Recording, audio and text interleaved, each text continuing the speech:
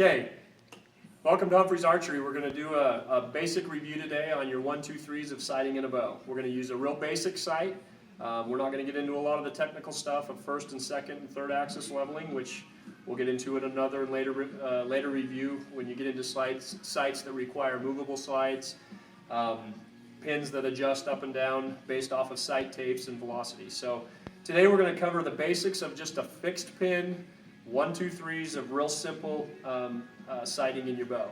First and foremost, though, I want to talk about just the basics that you need to know and understand, and that's first of all, your bow is only as accurate to be sighted in as your bow is tuned, meaning that if your arrow is not leaving your bow perfectly flat and true, you're going to have a real hard time getting that arrow to hit consistently downrange without having to deal with sights that want to be left or right drastically. So if you start to note, and that's a good thing to know, if you're starting to see at 20 yards you're on and at 30 yards you're left and at 40 yards you're right, then you need to understand that they're more than likely that's a tuning issue. You got an arrow that's doing one of these, or if you see that arrow kind of barrel rolling as it's going down range, you've got a rest issue, and it can be several different things. It can be cam timing, it can be cam lean, it can be rest misplacement, knock misplacement. So there's a lot of things that if you're not savvy as how to adjust those or don't have a bow press, go see your local archery shop and make sure your bow's tuned really well.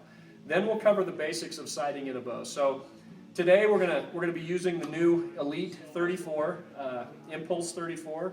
Super sweet bow, fun bow to shoot, very accurate, tons of let off. That's the one thing that these bows get is you can draw this bow back and hang it upside down. If you look on YouTube and Google the new Elite line, you'll see a guy that literally takes the bow and draws it back and holds it like this with the bow drawn back. It's pretty impressive. It's a fun bow to shoot. So, but anyway, we're going to take and give you the 1, 2, 3s, and we've just got a simple little 3-pin sight here.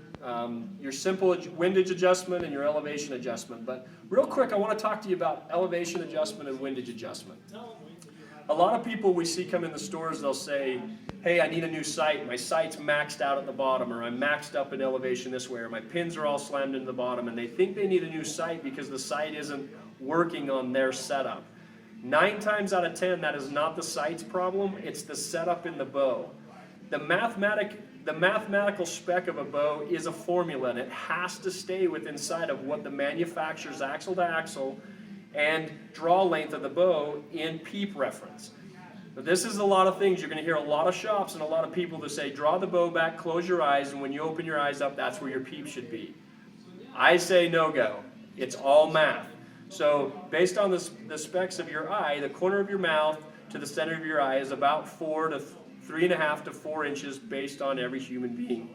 So when you take your bow and you envision this being a point like this, that peep height has to be roughly that same exact distance of the corner of your mouth to your eye in order to keep all of these in spec across here. The arrow leaves 4 inches below the top of your sight. Most sights are going to be about 3 to 3.25 inches from your top pin off the top of your arrow on a center shot on a bow that's tuned properly. But that can vary a little bit depending on an anchor point. If a guy has a handheld release, like what we've got here, you're going to see a guy that's going to have his hand and it's going to be placed very close. Now, I wouldn't tell you to normally draw a bow back with an arrow in it, but just in reference, when a guy has his anchor point correct, the corner of the string is right off the side of his mouth. So when my face is in the proper location, my eye is exactly 3.25 inches off the corner of my mouth, which is where the arrow would be placed. So that mathematical formula comes back here. That's off the top of this Peep. 9 times out of 10, when we set up a brand new bow for somebody, if I put that Peep at exactly 3.25 to 3.5 inches off the top of that at a vertical, when the bow's drawn back, I can hand that to every guy and they'll go, oh, that Peep is perfect. The only time that changes is with a little kid and the kids that get shorter in draw length, or somebody that's trying to shoot a draw length that's too long for them. If the string is coming clear back here on the side of their face, they have to go farther up the string in order to keep in the Peep alignment. So there's a lot of variances that some people are going to go, oh, that doesn't work for me. That doesn't. It doesn't, because If you're shooting a bow that's too long, that changes your peep reference. But if you raise that peep up, that's going to raise the sight housing because you're changing that vertical loft above the arrow. So that pulls everything else above the arrow up. So just like your sight's going to have to go higher. So a lot of times if the bow stays in a mathematical spec based off of axle to axle and draw length being correct for the individual shooting it, the specs of a peep will keep a bow to where a sight and a sight housing will stay uniform like it should be, evenly spaced above and pretty even out. Now a lot of sidebars, you'll notice, this is another thing, if your sight is maxed out at the bottom and you notice that your bar comes out and has a raise to it like this, a lot of those sidebars are meant to be able to be flipped. You can simply loosen the dovetail up here, slide the side out, flip the side over, get the extension going back down lower, slide your dovetail back in, tighten it back up, and it'll literally drop your sight a half of an inch and give you a half inch of play. So there are a lot of things that manufacturers usually, if you see an offset in this, it's designed to be able to do exactly what I just told you. So let's get back real quick to the basics of just sighting in an arrow. First of all, start out close. If you're shooting it at a bow shop, most bow shops are going to have a 20-yard range, and you're going to be able to they should tune your bow for you, have you shoot the bow through paper, not them shoot the bow through paper and tell you it's tuned. You should shoot the bow through paper and make sure that it fits you as well. So if at that point they can shoot it through paper and you can't, then you need to either have them educate you on how to shoot it through paper, or don't just go with the whole fact that, well, I know what I'm doing, you don't, so see ya. It doesn't work that way. You have to be able to shoot your bow, so make sure you get the education that you're holding the bow properly and getting a good execution on your shot, because sighting in a bow is only as good, like I said before, as the tuning of the bow and as good as the bow is set up for shoot for you. So when you shoot a bow, the easiest thing to always remember about a sight is always chase your arrow. If you're low, you move your pin low. If you're high, you raise the pin. So if I'm shooting down range and I hold my top pin, if I'm sighting in your 20-yard pin, which is usually your top pin, so you're going to start, your closest yardage always starts at the top and you work your way to the bottom. So if you're shooting in the top pin at 20 yards, then next pin's going to be 30 yards, your next pin's going to be 40 yards, so on down, depending on how many pins that you can use. So in sighting in your pin, start close, and then make those adjustments at 5 yards, 10 yards, and then work your way back to 20 yards so that if you're shooting at a block target or something small in your backyard, make sure that you're just safe and you're not just sending something and winging it, hoping that you're close. So when sighting in a bow, your peep sight, if you look at this is a round peep sight. This is a 3/4 inch peep sight. This peep will line up around this aperture. So when you draw this bow back, if it's set properly for your eye, you're going to take this circle and line it up around this circle. So most sights are going to have a round housing on them today. And the reason why is because you take this circle and line it up around this circle. So the circumferences give you like a tunnel or a scope look. By having that, that's an added reference that when you draw your hand back to your face and you lock in under your jaw, you have your eye that you have to find that circle with your eye. That's your first. So your first reference is your hand, your second reference is your eye, and then your third reference is the scope housing up here. Now, there's kisser buttons and noses, and that gets into a whole other thing as far as references, and those are added features as well, and they're great training tools too. So use those, or if you want to dig farther into that, you can research that. We're not going to go into a lot about that. But make sure you're taking that round housing and sliding it over the top of this. That is very, very critical into making sure that you're doing the same thing every single time.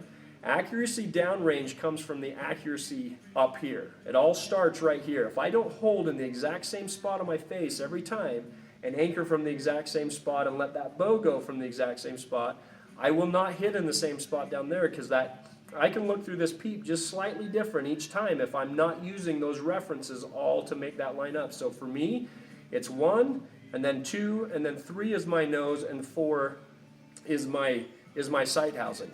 So when I draw the bow back, the first thing that I'll do is pull it back and hit it into my jaw, and then I'll set my face down and line up the peep with my eye, and my nose touches on the end of the string. Now you notice that I'm not sliding past my nose. I'm actually setting it in like this, because if I touch the end of my nose, it's a lot more sensitive. To the end of my nose is more sensitive than the side. I can't consistently tell where I'm at if I'm over here on the side of my nose, where if I'm touching the tip, I can simply touch right in and hit at the same time. Now, getting those references will help you be way more accurate downrange. But as you start sighting in your bow, your top pin will be your 20-yard pin, your next pin will be 30, and this would be 40. So those are going to have to come with experience. Now, rule of thumb, depending on the speed of your bow, most shops can tell you roughly where you need to set that gap. So, but once you get your 20-yard pin set in, I always start at 20 and then start working my way. I tell my clients to walk back very slowly. Go to 25 yards before you go all the way to 30 yards. Just go to 25 and use that 20-yard pin and see how far it hits low at 25 yards, and then it gives you a really close reference to know how much you need to gap off that 20-yard pin to hit that 30. So if not, set it at about 1/8 of an inch to 3/16 of an inch away, and you should stay within a 2 foot by 2 foot block. But just to be safe, walk 5 feet off of 20 yards, or 5 yards off of 20 yards, and shoot your 20-yard pin, and more than likely, if you're shooting an adult bow with 60 to 70 pounds, you're going to drop 4 to 6 inches is all. You're not going to have a huge drop where you're going to drop in the dirt. But that'll give you a reference as to, at least kind of, and you need to double that distance in order to make that 30-yard pin be close. So, and you can do that with each of your yardages as you go farther back. Now, in here, if we were to shoot this bow, and we were decided in and say we get downrange, and my arrows happen to be 2 inches to the right, okay? Which this bow I don't think is sighted in, so let's go ahead and we'll send one downrange, and then we'll walk down and we'll show you how we're going to adjust. Don't adjust for every shot. Adjust for a group. Now, if you're stacking groups like this, you better adjust for every shot. But if you're putting groups downrange and they're 2 or 3 inches in diameter or whatever, go down and adjust for an average. Don't go down and adjust for just that group. So let's fire a couple downrange, and we'll see how close this bow is to being sighted in, and then we'll show you how we will make that adjustment.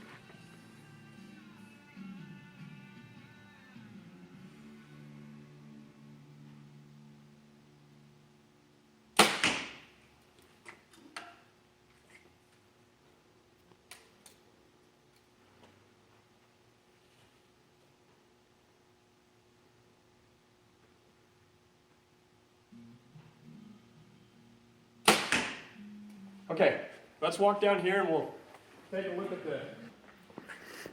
So we're using this as our reference, and we're a little bit high and obviously to the left. So you always want to make the adjustment in the way you're looking at the sight. So we would make it from this perspective forward. So we would take our Allen wrench, and now I can move, I have two choices here. I can either move the individual pin or I can move the whole housing. So where this pin this housing's not set up or this pin's not adjusted, I'm just going to move the whole housing because it's simpler for what I'm doing right now. Now, note to self, I'm going to loosen the clamp right here that is hooked on, that's on this little dovetail. Now, what I will do is hold my bow down like this, and I will grab a hold of the sight, so that if I were to leave this sight this way and break it loose, there's a good chance that sight's going to fall out on the ground. So by turning it this way and then loosening it, I can now move this very minimal. Now I was up, so I need to come up, not push down. And I'm going to make that adjustment and tighten that back up while the bow was down on that vertical, or holding it safely so that it wouldn't fall out. Now, because I'm left, I'm going to slightly move the sight to the left. Now, most sights are going to have these little fine lines that you can look at, and you'll just slide that. Got to loosen it a little bit more. Maybe loosen it a little bit more. Then once you get that, you can make little adjustments, and I just went about 1/8 of an inch, which was the width of those two bigger lines. So now we'll go back. So I've raised my sight housing a little bit, and I went to the left. That should drop my arrows low and to the right. Now I may have raised just a tiny bit too much, but we'll go back and find out. So we're only shooting 20 yards in here.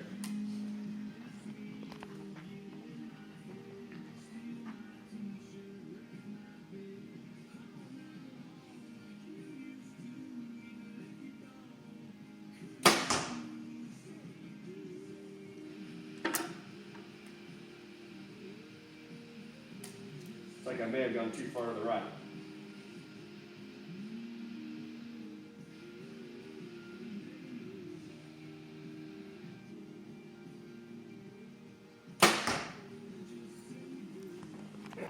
Okay, so we dropped our elevation. We got our height is pretty good, but I pushed the sight too far to the inside. So I'm going to now bring the sight back. So I went 2 of those marks the first time. So I'm going to bring it back only a half a mark and see if we can split that distance of what we just were before that. So I'm not going to change the height. I'm going to leave the height where it was and then go back and see if we can.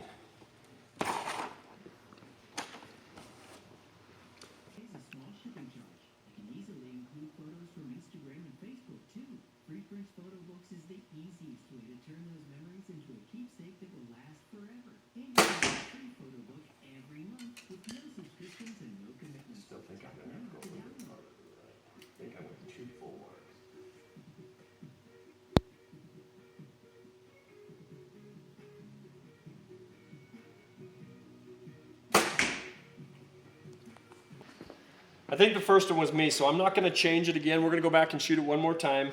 But I think we're pretty close on this, and I think that this one was me. I let it go a little bit when I was on the left edge of that paper. And that's something to know. Just note to self. If you use a smaller target to focus on versus a larger target, these are hard to shoot. Like your Vegas shooters, these guys are awesome. These guys can pick that little X out from a big yellow circle like this, but when you're using a yellow ring that's 3 inches in diameter, it's really easy to hit, like hold on the left edge and think that you're holding on it, when really you could be 1.5 inches, off on your center, but because you can see that yellow, it's easy to really not look at that. So now that we are really focusing on sighting in, we're going to give ourselves a little bit more of a center to aim at, just because that 3-inch yellow is hard to know exactly where the center of that is. So if you're throwing a group down here that's 2 or 3 inches, a lot of that time that can be off the reference size that you're using as a focal point.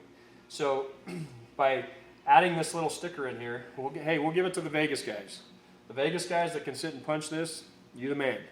But for us that need to cheat a little bit and get a little bit closer to center and find that focus point, just take yourself, and you can take a Sharpie on, just a black dot on here and circle it in, or aim at the 2 or the 3 or something a little bit smaller. But we're going to use that as our focus point and see if we can't tighten our group up and really hone in on because even if we're off, that group will still stay focused tighter together when we're using a smaller focus point. So let's go back and fling a couple.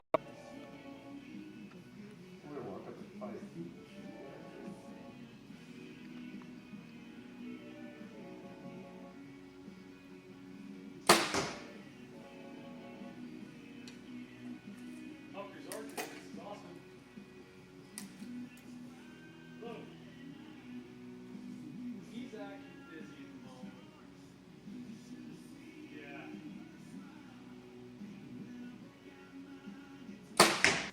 Okay, so we made our last adjustment. We were a little bit low and a little bit to the right. So we went back, or we dropped our sight down just a tiny bit, and our sight back to the right, and that's given us a pretty tight group. Now, we're not exactly dead center, but it's close enough we could start working our way out to our next yardages. So just note to self that when you do these, make sure you do it in small increments. Don't make big movements, little teeny tiny movements. Now we've made 2 or 3 trips back and forth up and down here to sight in this one pin. It may take you 5 or 6. It might take you 1. It might take you 10. It's okay. Just do them in very small increments and make sure that don't rush yourself. Don't shoot 10 or 15 arrows to try to do it. Shoot 2 or 3 arrows and set your bow down. Walk down. Let your arms relax. Pick out your arrows. Go back. Make your adjustments. And then shoot a couple more arrows. Don't shoot 5, 6, 7 arrows. You shoot out all your good shots too fast. So just take 2 or 3 shots, walk down, make your adjustments. I hope these tips have helped, and if you guys have any questions, call and talk to your local archery shop or give us a call.